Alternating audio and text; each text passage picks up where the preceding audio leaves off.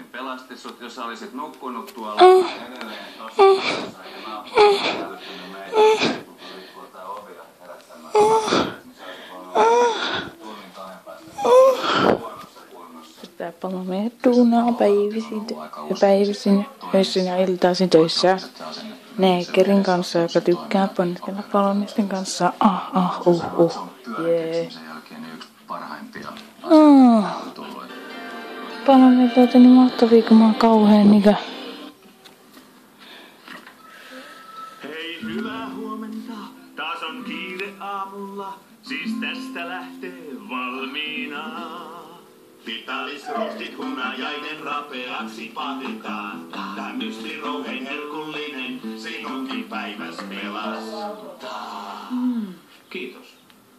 Vitalisroastit myslin tekee Dr. Edgar. Pizzaburger on täällä.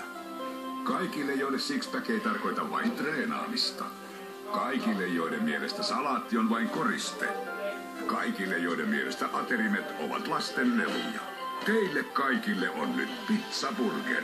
Sisältä supermehevä pizza. Päältä rapea burgeri. Kaikille, joilla on enemmän... juustoa. Pekonia. Hyvänen aika, miten hyvää.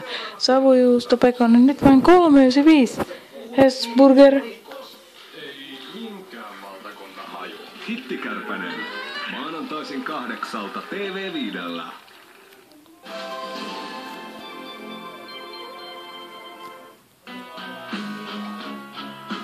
Me ollaan täällä keskuspelastusasemalla, me ollaan tästä lähdössä tänne aseman alla olevaan hätäkeskukseen.